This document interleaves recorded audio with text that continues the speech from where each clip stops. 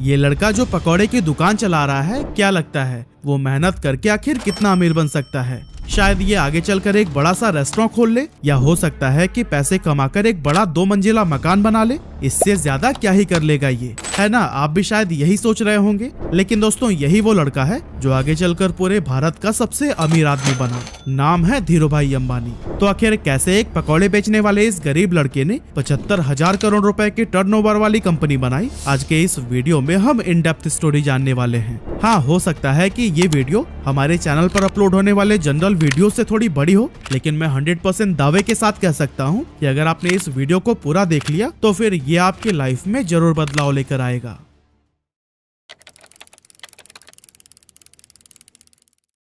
तो दोस्तों, इस कहानी की शुरुआत होती है 28 दिसंबर 1932 से, जब गुजरात के चोरवाड़ गांव के एक मिडिल क्लास फैमिली में धीरजलाल हीरालाल अंबानी का जन्म हुआ था। और यही साधारण सा दिखने वाला लड़का आगे चलकर धीरूभाई अंबानी के नाम से फेमस हुआ। इनके पिता हीराचंद गोवर्धन भाई अंबानी गांव के ही स्कूल में बच्चों को पढ़ाने का काम करते थे। और कुछ इसी तरह से जब धीरूभाई अंबानी 5 साल के हुए, तब उनका एडमिशन बहादुर खानजी स्कूल में करा दिया गया। हालांकि धीरूभाई अंबानी को पढ़ाई लिखाई से कोई खास लगाव नहीं था, फिर भी पिता के डर से न चाहते हुए भी उन्हें स्कूल जाना ही पड़ता था।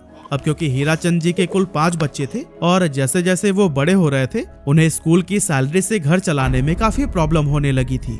और दोस्तों, इसी गरीबी और तंगहाली से ही परेशान होकर एक दिन धीरूभाई अंबानी ने फैसला किया कि अब वो पढ़ाई छोड़कर कोई काम करेंगे। वैसे तो बेटे के इस फैसले से हीराचंद काफी नाराज हुए और उन्हें वापस स्कूल भेजने की कोशिश में लग गए, लेकिन धीरूभाई के जिद के सामने उन्होंने भी हार मान ली। अब दोस्तों, यहाँ धीरूभाई काम तो करना चाहते थे, लेकिन आखिर करें क्या, ये उन्हें समझ नहीं आ रहा था। और इस तरह से काम की तलाश में वो इधर उधर घूमते रहे। और फिर इसी टाइम पर वह अपने गांव के एक मंदिर पहुंच गए। उन्होंने देखा कि अक्सर सुनसान रहने वाले मंदिर परिसर में आज बहुत भीड़ लगी हुई थी।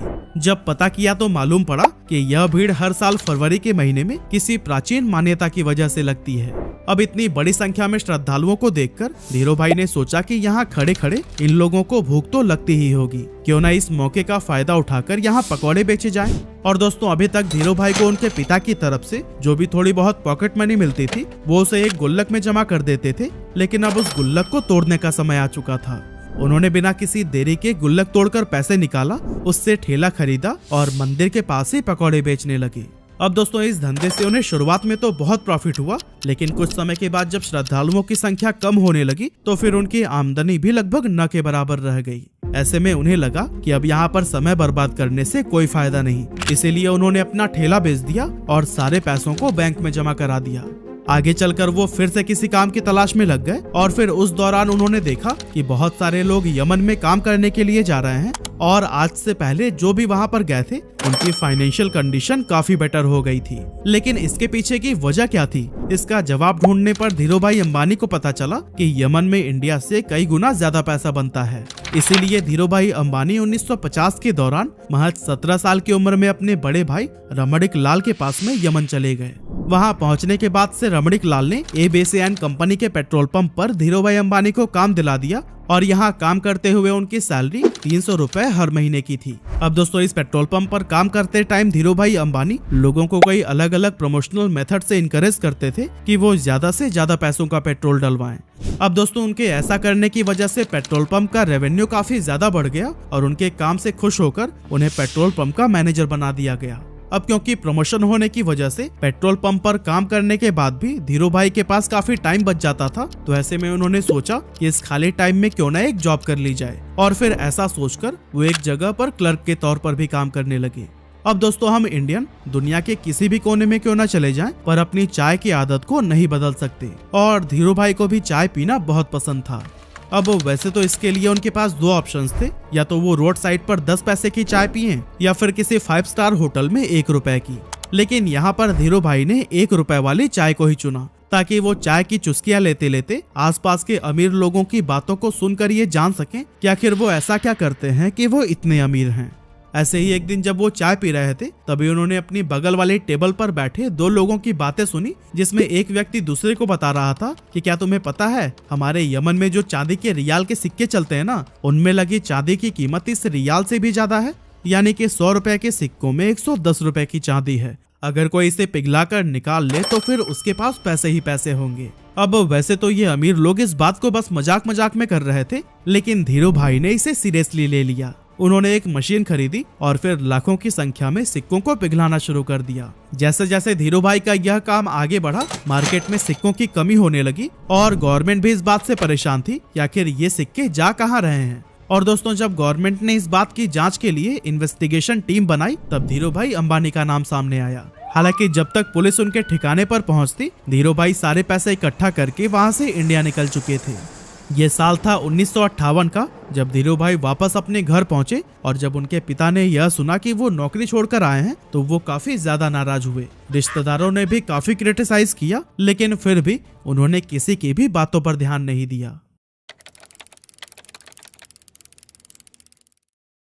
दोस्तों, यमन से वापस आकर कुछ समय गांव में बिताने के बाद उन्होंने कोकिला बहन से शादी कर ली और फिर उसके बाद अपना बिजनेस स्टार्ट करने के लिए मुंबई चले गए। 1958 में ही उन्होंने 50,000 रुपए की पूंजी के साथ रिलायंस कॉमर्शियल कॉर्पोरेशन नाम से ऑफिस खोला और मसालों का व्यापार करने लगे। कुछ समय के बाद उन्हें पता चला कि मसालों की बजाय अगर सूत का व्यापार किया जाए तो उससे ज्यादा फायदा होगा, लेकिन प्रॉब्लम ये थी कि उनके पास इस व्यापार के लिए पर्याप्त पैसे नहीं थे। इसीलिए उन्होंने अपनी कजन चंपकलाल दमानी के साथ मिलकर व्यापार करने का सोचा, जो पहले उन्हीं के साथ यमन में रहा करते थे।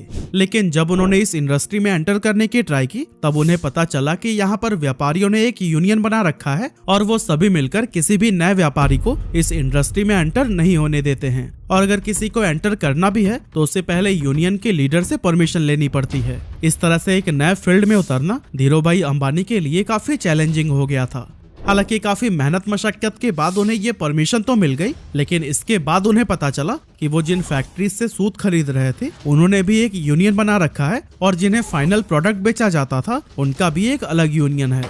इस तरह से ये सभी मिलकर इन बीच के ही व्यापारियों को लूट रहे थे, क्योंकि एक तो फैक्ट्री वाले सूत महंगे में सेल कर रहे थे और दूसरी तरफ खरीदार उसे सस्ते में ले रहे थे। बीच में नुकसान हो रहा था धीरू भाई और उनके जैसे कई सारे व्यापारियों का। ये सब देखने के बाद धीरू भाई ने एक बहुत बड़ा स्टेप लिया और अपने यूनियन के सभी मेंबर्स को इकट्ठा करके यह डिसाइड किया कि हम सब फैक्ट्री से सस्ते में माल उठाएंगे और महंगे में बेचेंगे, ताकि हमें भी अपने हक का पूरा प्रॉफिट मिल सके। हालांकि ऐसा करने पर मुंबई के कई बड़े व्यापारी नाराज हो गए और इसीलिए उन्होंने एक IAS ऑफिसर को पैसे खिलाकर उस जगह पर ताला लगवा दिया जहां पर खरीदारी के लिए बोली लगाई जाती थी। लेकिन दोस्तों, धीरू भाई अंबानी का दिमाग भी किसी से कम थोड़ी था। उन्होंने जब गोदाम में ताला लगा देखा तो अपना विरोध जताने के लिए यूनियन के मेंबर्स के साथ मिलकर अपना सारा माल उसी IAS ऑफिसर के घर के सामने रखवा दिया। अब कुछ ही घंटों में उस IAS ऑफिसर के घर पर बड़े ऑफिशियल्स आने वाले थे और अगर वो घर के सामने बिखरी हुई बोरियों को देख लेते तो फिर उन्हें IAS के हरकतों का पता लग जाता। इसी वजह से अपनी नौकरी को बचाने के लिए कुछ ही मिनटों के अंदर उस IAS ऑफिसर ने ताला खुलवा दिया और धीरू भाई समेत उन सभी व्यापारियों का कारोबार फिर से चल पड़ा। अब दोस्तों, इसके कुछ साल के बाद तक तो सब कुछ सही चल रहा था, लेकिन फिर चंपकलाल दमानी और धीरू भाई अंबानी के बीच में डिस्प्यूट होने लगी।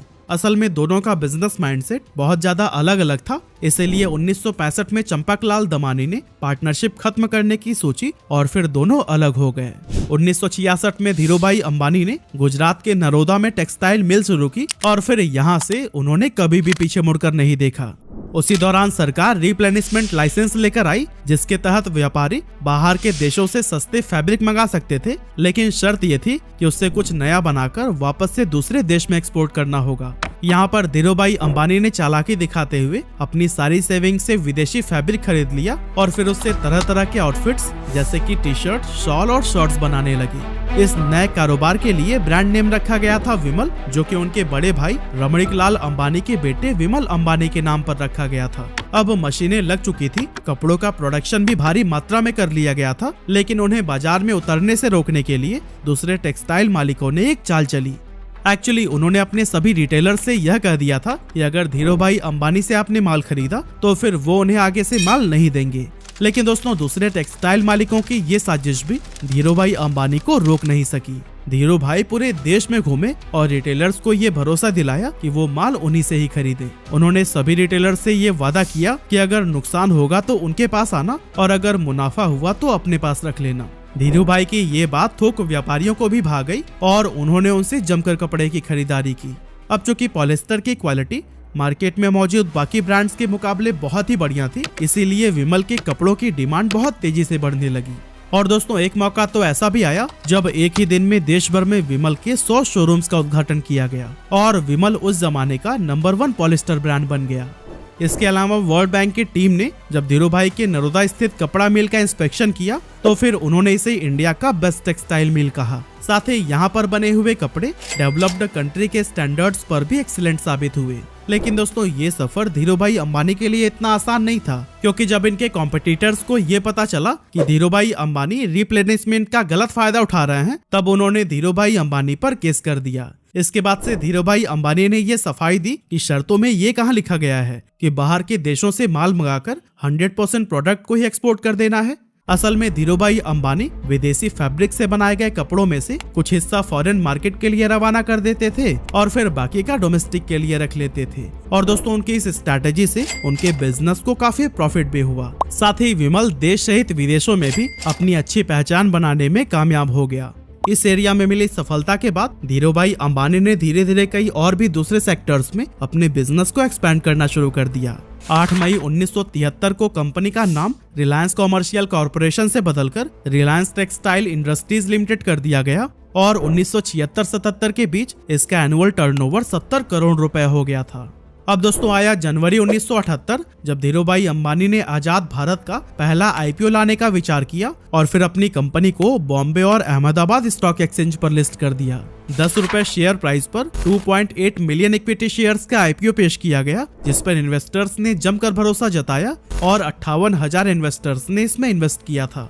इस स्टॉक से लोगों ने भरपूर प्रॉफिट कमाया और ये इतना पॉपुलर हो गया कि जब 1986 में कंपनी की एनुअल शेयर होल्डर मीटिंग रखी गई तो फिर उस टाइम पर 30,000 शेयर होल्डर्स उसमें शामिल हुए, जो कि इंडियन कॉर्पोरेट हिस्ट्री में एक रिकॉर्ड बन गया था। कमाल की बात तो ये थी कि उस टाइम पर बॉम्बे में एक भी ऐसा हॉल नहीं था जो कि इतने लोगों की कैपेसिटी को होल्ड कर सके। इसी वजह से इस मीटिंग को एक मैदान में ऑर्गेनाइज किया गया था। 1980 में धीरू भाई अंबानी ने महाराष्ट्र के पाताल गंगा में पॉलिस्टर फाइबर धागे का कारखाना खोला और काफी कोशिशों के बाद तेल के उत्पादन के लिए भी सरकार से लाइसेंस हासिल कर ली। इस तरह एक टाइम पेट्रोल पंप पर काम करने वाले धीरू भाई अंबानी की अपनी खुद की ऑयल प्रोडक्शन कंपनी हो गई। इसके बाद आया 16 फरवरी 1986, जब धीरू भाई को पहला हार्ट अटैक आया। एक्चुअली उन्होंने अपने बेटे मुकेश अंबानी को बताया कि उनकी पीठ में काफी तेजी से दर्द हो रहा है और इससे पहले कि उन्हें हॉस्पिटल लेकर जाया जाता वो अनकॉन्शियस हो गए थे। अब जब मुकेश अंबानी उन्हें लेकर अफरा तफरी में हॉस्पिटल पहुंचे तो डॉक्टर्स ने कहा कि अगले 42 घंटे इनके लिए बहुत ज्यादा क्रिटिकल हैं। लेकिन दोस्तों इतनी सीरियस हालत होने के बावजूद होश आते ही उन्होंने अपने बेटे को देखते हुए कहा, तुम परेशान मत होना बेटा, मैं सब ठीक कर दूंगा। इस स्ट्रोक के बाद से धीरू भाई अंबानी का एक हाथ पैरालाइज हो गया था, लेकिन धीरू भाई अंबानी ने डिसाइड किया कि ये उनकी कमजोरी नहीं बनेगा। इसीलिए लगातार 3 महीनों तक उन्होंने खूब एक्सरसाइज की, डाइट पर पूरा ध्यान दिया और लाइफस्टाइल में बदलाव किया। इसका असर ये हुआ कि धीरू भाई का हाथ पहले से काफी ठीक हो गया। अब दोस्तों आगे चलकर धीरू भाई अंबानी एक ऐसे गोल्डन एरा में एंटर हुए जब इनके बिजनेसेस कई सारे सेक्टर्स में तेजी से एक्सपेंड होने लगे। एक्चुअली 1992 में धीरू भाई अंबानी ने वो करके दिखाया जो कि उस समय की बड़ी बड़ी इंडियन कंपनीज ने सपने में भी नहीं सोचा था। असल में इस साल कंपनी ने ग्लोबल मार्केट से भी फंड जुटाना शुरू कर दिया और ऐसा करने वाली रिलायंस देश की पहली कंपनी बन गई थी। साल 1995-96 में धीरू भाई अंबानी ने 9X यूएसए के साथ मिलकर अपनी telecom company Reliance telecom private limited की भारत में शुरुआत की। इसके बाद से 1998 से 2000 के दौरान धीरू भाई अंबानी ने दुनिया के सबसे बड़े रिफाइनरी पेट्रोकेमिकल्स को गुजरात के जामनगर में ओपन किया। और दोस्तों इस टाइम तक धीरू भाई अंबानी का इतना बड़ा नाम हो गया था कि उन्हें देश सहित विदेशों में भी पॉपुलैरिटी मिलने लगी थी। ये पॉपुलैरिटी तब और भी इंक्रीज हो गई जब साल 1996, 98 और 2000 यानी कि 3 साल उन्हें एशिया वीक मैगजीन ने power 50 most powerful people in Asia की लिस्ट में शामिल किया था। ये इंडिया के लिए बहुत ही गर्व की बात थी और इससे भारत के पोटेंशियल्स के बारे में बाकी के देशों को भी अंदाजा होने लगा था। इतना ही नहीं, 15 जून 1998 को धीरू भाई अंबानी पहले इंडियन बने जिन्हें बेहतरीन लीडरशिप के लिए the Wharton school university of Pennsylvania की तरफ से डीन्स मेडल से नवाजा गया था। इसके अलावा 1999 में धीरू भाई अंबानी को बिजनेसमैन ऑफ द ईयर के अवार्ड से भी सम्मानित किया गया और 2001 में द इकोनॉमिक टाइम्स ने इन्हें लाइफ टाइम अचीवमेंट का अवार्ड दिया। और दोस्तों कहते हैं कि ये सब अवार्ड और सम्मान भले ही सिर्फ धीरू भाई अंबानी को मिले, लेकिन उनकी इस सफलता के पीछे उनकी वाइफ कोकिला बेन का भी पूरा हाथ था। एक्चुअली जब धीरूभाई अंबानी मुंबई शिफ्ट हुए थे तब उन्होंने कोकिलाबेन को इंग्लिश सीखने के लिए कहा था ताकि व्यापार में वो भी उनकी मदद कर सके। इसके अलावा धीरूभाई अंबानी जब भी कोई नया काम शुरू करने जाते थे तो फिर उस पर कोकिलाबेन का विचार जरूर मांगते थे। और दोस्तों इसी तरह के सपोर्ट और मेहनत का ही नतीजा है कि मसाले और पॉलिस्टर बेचने से शुरुआत करने वाले धीरूभाई अंबानी साल 2000 तक देश के सबसे अमीर लोगों में शुमार हो चुके थे। उन्होंने 350 स्क्वायर फीट के कमरे से अपने बिजनेस की शुरुआत की थी और फिर देखते ही देखते रिलायंस देश की टॉप कंपनीज में गिनी जाने लगी। कहा जाता है कि अपने सपने को पूरा करने के लिए अंबानी बेहद डिसिप्लिन्ड लाइफ जीते थे। उन्होंने अपने काम करने के घंटे भी तय कर रखे थे और कभी भी 10 घंटे से ज्यादा काम नहीं करते थे। लेकिन पहले हार्ट अटैक के बाद से उनकी तबीयत लगातार खराब रहने लगी थी, जिसके चलते उन्हें हर थोड़े दिनों में ही हॉस्पिटल्स का चक्कर लगाना पड़ता था। लेकिन दोस्तों फिर आया 24 जून 2002 का वो दिन जब धीरूभाई अंबानी को फिर से एक डेडली स्ट्रोक आया और उन्हें मुंबई के ब्रीच कैंडी हॉस्पिटल में एडमिट कराया गया। यहाँ पर डॉक्टर्स ने बहुत कोशिश की लेकिन लगातार ट्रीटमेंट के बाद भी उनकी हालत में कोई सुधार देखने को नहीं मिला और इसी वजह से आखिरकार 6 जुलाई 2002 को 69 साल की उम्र में उन्होंने दुनिया को अलविदा कह दिया और अरबों का साम्राज्य अपने बेटों के लिए छोड़ गए। जिस समय उनकी मृत्यु हुई थी उस समय कंपनी का टर्नओवर 75,000 करोड़ रुपए हो गया था और ग्लोबल फॉर्चून 500 लिस्ट में भी रिलायंस ने अपनी जगह बना ली थी। कमाल की बात तो यह है कि इतनी दौलत और शोहरत हासिल करने के बाद भी उन्होंने एक बहुत ही साधारण जीवन जिया और अपनी रूट्स को कभी नहीं भूले। एक मामूली से पकौड़े बेचने वाले के लिए जीरो से शुरुआत करके कई पीढ़ियों तक चलने वाला एक साम्राज्य खड़ा करना ऑलमोस्ट इम्पॉसिबल था, लेकिन धीरूभाई अंबानी ने यह काम करके दिखा दिया।